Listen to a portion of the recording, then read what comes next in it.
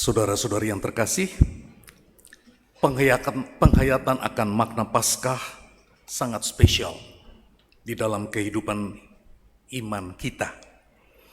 Menghayati Paskah bukan hanya tentang Yesus yang bangkit yang kita rayakan, tetapi bagaimana dampaknya di dalam hidup kita sebagai orang yang percaya. Gereja memberikan 6 minggu agar setiap orang dapat meresapinya benar-benar, sehingga kita menjadi orang-orang beriman dengan semangat Paskah. Apa itu menjadi manusia beriman dengan semangat Paskah? Paskah dalam bahasa Inggris disebut Easter, yang artinya fajar. Setelah melewati malam yang gelap, yang menakutkan, muncullah fajar. Dan ketika fajar itu muncul, kegelapan, kesedihan, rasa takut menjadi hilang dan berganti dengan sukacita dan hidup. Ada masa dalam kehidupan dunia di mana kematian dianggap sebagai akhir. Kematian itu adalah final. Kalau orang mati habis. Tapi Paskah memberikan kepada kita satu perspektif lain, bahwa kematian tidak lagi berarti habis. Kematian tidak harus lagi sebagai hal yang sangat menakutkan atau tidak ada harapan. Tetapi ada hidup di balik kematian. Apakah Anda percaya bahwa ada hidup di balik kematian? Ya. Mungkin kita berkatakan ya, tetapi pada kenyataannya ketika menghadapi ancaman kematian karena penyakit dan lain-lain, orang itu bisa stres dan ketakutan dan bisa mati karena ketakutan itu. Apakah Anda pernah kehilangan orang yang Anda cintai? Dalam semangat Paskah, kita bisa menerima hal itu. Karena kita percaya dia hidup di kehidupan yang kekal. Dalam hidup yang sementara ini, apakah Anda pernah terkena penyakit yang tidak tersembuhkan?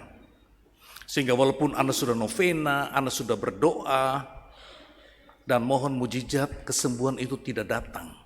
Apakah Anda akan frustrasi dan mengatakan, oh Tuhan sudah tinggalkan saya? Sebagai manusia Paskah, kita diingatkan bahwa Allah menciptakan kita lebih daripada sekedar hidup yang Anda dan saya lihat.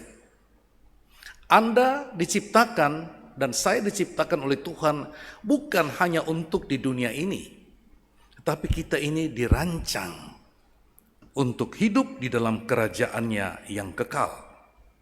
Dan itu lebih daripada hidup yang sementara ini. Banyak orang yang percaya dan menggunakan iman percaya bukan untuk merindukan hidup kekalnya di dalam kerajaan Allah, tetapi dia menggunakan iman percaya itu sekedar untuk sukses di dalam hidup yang di dunia ini.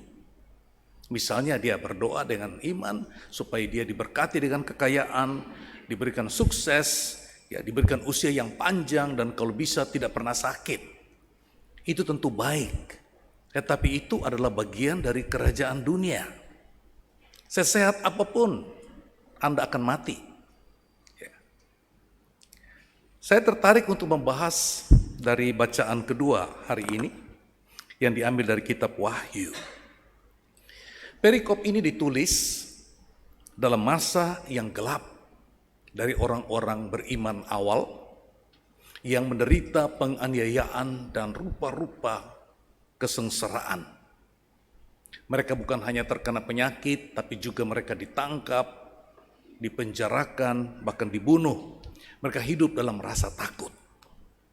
Maka pewahyuan ini diberikan untuk memberikan kekuatan, memberikan penghiburan kepada orang-orang percaya agar tidak tergoncang menghadapi goncangnya kerajaan dunia yang mereka hidupi. Mereka diberikan pewahyuan ini supaya mereka tetap setia dan bertahan. Karena barang siapa yang setia, dia beroleh anugerah hidup yang jauh lebih indah. Di dalam penggambaran bacaan kedua ini, semua itu digambarkan secara simbolik, simbol. Di mana Yohanes mengatakan, saya melihat Yerusalem yang baru turun dari sorga, penuh dengan cahaya kemuliaan Allah.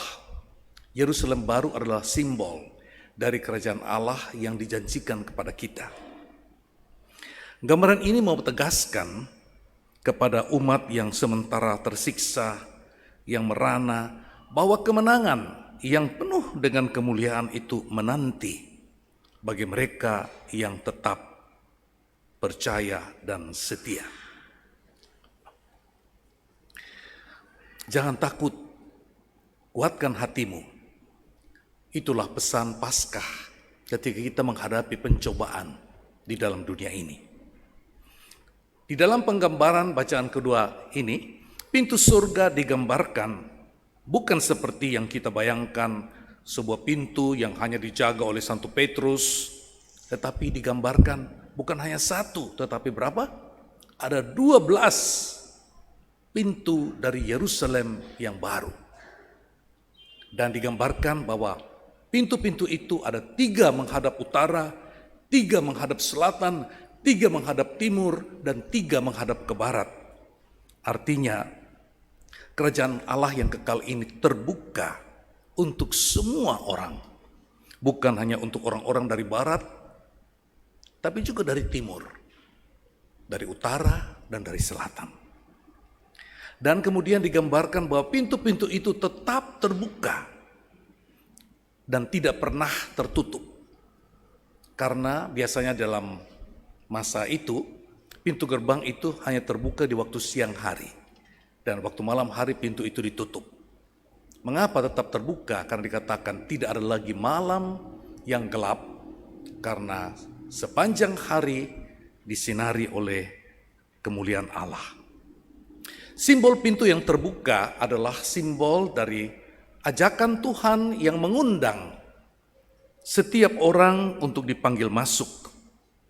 Dan ini merupakan panggilan bagi kita untuk mari percaya dan masuk. Karena di luar sana ada orang yang memutuskan tidak mau peduli dan tidak mau percaya. Tapi pintu itu terbuka dan mengundang kita semua, mari percaya agar engkau juga datang kepada Tuhan. Dengan kata lain, kalau kamu sampai tidak masuk, bukan salah siapa-siapa, tapi salah sendiri. Di masa lampau atau masa kecil, kita sering diajarkan secara sangat sederhana bahwa untuk masuk surga, Tuhan itu berdiri di pintu. Ya, diwakili oleh Santo Petrus. Lalu dia akan memutuskan, kamu masuk, kamu enggak, kamu masuk, kamu enggak. Ya. Tentu gambaran ini tidak salah. Gambaran ini diberikan gambaran yang sederhana untuk orang yang sederhana. Kalau kamu hidup dengan benar dan berbuat baik, Tuhan akan melihat kamu dan bilang, kamu masuk, datang, masuk. Kalau hidupmu tidak benar, kamu tidak boleh masuk. Ya. Tetapi ada gambaran yang lebih benar, bahwa Allah tidak memutuskan kita untuk masuk atau tidak masuk. Tetapi diri kita sendirilah yang menentukan, keputusan kita sendirilah yang menentukan apakah kita masuk atau tidak. Sebab sebelum seseorang itu bisa masuk ke dalam sorga, ia harus memiliki sesuatu dalam dirinya yang lebih berkuasa dalam dirinya. Karena dengan kekuatan diri sendiri kita tidak bisa masuk ke dalam surga. Yaitu kita harus mempunyai roh Allah sendiri. Ada contoh seorang sopir yang ditugaskan ke tempat yang dia belum pernah ketahui. Sama sekali asing jalan ke sana. Selain jauh, juga alamatnya itu ruwet dan rumit. Dia bertanya pada orang di pinggir jalan, orang itu menerangkan, oh jauh Pak, harus lewat bukit sana, belok kiri, belok kanan, turun ke kiri, lalu kemudian mungkin terus lagi, kurang jelas. Baru mikir aja sudah sesat. Tapi kemudian dia bertemu dengan seorang penduduk asli dari kota itu. Orang itu mengatakan, izinkan saya Pak, masuk ke dalam truk Anda dan duduk di samping Anda, dan sayalah yang akan menunjukkan jalan. Yesus bersabda, akulah jalan, kebenaran, dan hidup. Barang siapa percaya kepadaku, dia akan sampai kepada Bapa. Inilah yang diajarkan pada kita oleh Injil hari ini. Yesus bersabda, kalau kamu mau masuk kerajaan sorga, kamu harus mengasihi aku. Dan kalau kamu mengasihi aku, maka kamu itu mentaati sabdaku.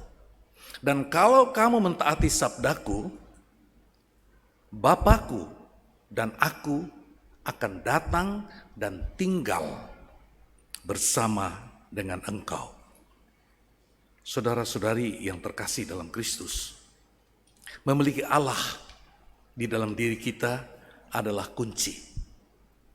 Memiliki Allah berarti memiliki rohnya di dalam hati, di dalam pikiran, dan di dalam perasaan kita. Kalau Allah atau Roh Kudus tinggal di dalam diri kita, Dialah yang akan menggerakkan kita dengan rahmat-Nya untuk berbicara, melakukan hal-hal yang sesuai perintah-Nya.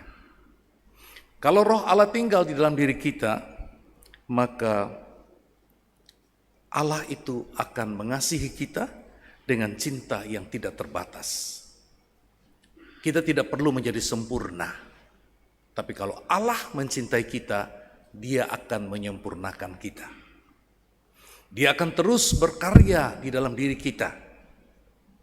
Bila kita berdosa, Dia mengampuni. Bila kita ternoda, Dia membersihkan jiwa kita. Dan Dia menghantar kita masuk ke hidup yang kekal, yaitu hidup dalam persatuan yang penuh dengan Bapa dan Putra dan Roh Kudus. Amin.